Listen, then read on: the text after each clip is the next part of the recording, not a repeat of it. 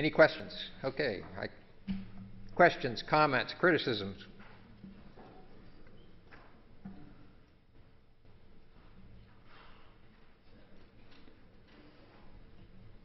Tom, you have a question?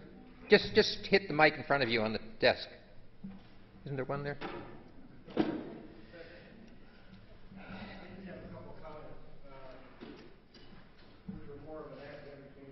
Tom, say who you are. The bar. Okay, how's that? I'm Tom Mack, not in the smallpox eradication program, but did some work with smallpox in a group in Pakistan and in Africa and Brazil. One comment has to do with the Indian subcontinent and in relation to some of the slides you've shown and some were shown previously. The Indian Civil Service was a wonderful operation.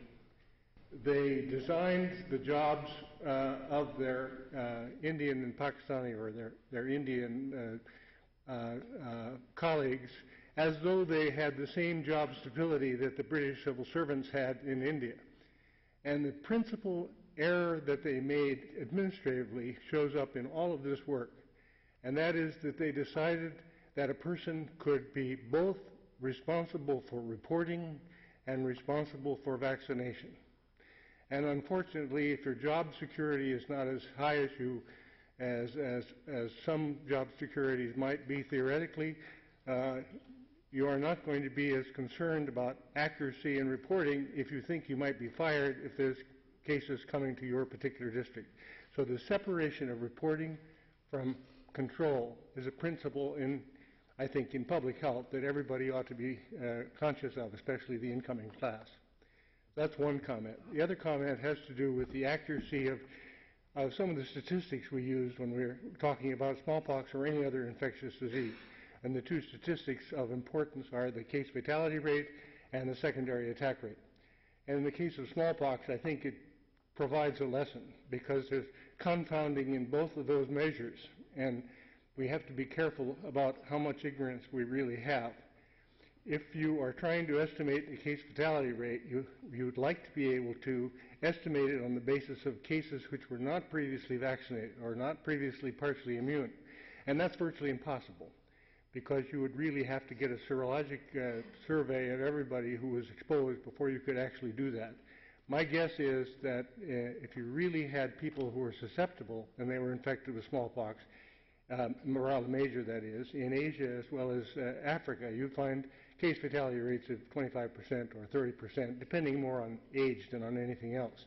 So there probably isn't this lower case fatality rate that was reported. It probably is very real.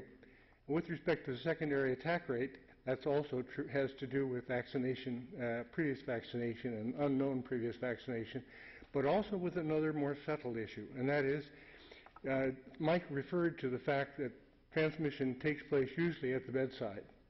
And of course, when we think about the bedside and we think about domiciliary relationships, we can talk about houses, and if somebody lives in the same house, they're usually exposed to the bedside.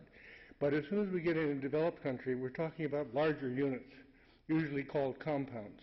And a compound in Pakistan, for example, was really a set of brothers with their families living around a common courtyard, which was in fact a large house. But a compound in many African places, and in Bangladesh, for example, a bari in Bangladesh is a series of houses which are really separated by hundreds of yards apart, and people are not exposed to the bedside as they would be in a single house. And if we calculate the secondary attack rate on the basis of that kind of unit, we're going to get a lower number. So we have to be really careful about whether we're comparable and exactly what we're talking about when we use these figures. Those are the only comments I would make. I'm Tim Miner. I worked with Stan and others in the Bangladesh smallpox eradication program and in Zaire as well. Stan, under the smallpox eradication and measles eradication program, the world joined hands. We appreciated our differences in religions, national identities, cultural differences, language differences, and so on, and we all joined hands for a common cause. Stan, do you think there are any lessons to be learned from that experience that could be applied to trying to resolve some of the world's conflicts today? this is a U.S. government institution, but I no longer work for the U.S. government. I think clearly listening to and being sensitive to the culture in which you are working, and also the solutions that that culture is traditionally uses to solve problems. In other words, we will not go in and solve their problems, and we often go in and try to tell them to solve their how to solve their problems. But the real crux of it is, if we listen to them, we respect them, we go into and ask them how, within their cultural constraints, can this problem be solved. And I think that's one of the lessons that we learned from smallpox, measles.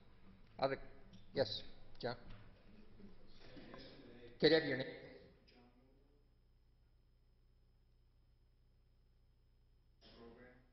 Yesterday, I was invited to visit the laboratories that now continue to have monkeypox and other orthopox viruses. Many studies that you on the serological studies. Was there ever any incident or time some crossover, sick monkeys or serologies that might now, in these days, identify a monkeypox as opposed to a variole? The only case I know about was the monkeypox in Liberia, where we sent out. It was a place that was 20 miles from the nearest road, and you had to walk to. And one epidemiologist went out, and he couldn't find any sources, and another then they sent me out, and I couldn't find any sources, and that's when monkeypox came up. And monkeypox was quite endemic in Zaire, but it never posed a problem operationally. They're two separate diseases, and there doesn't seem to be anything in between.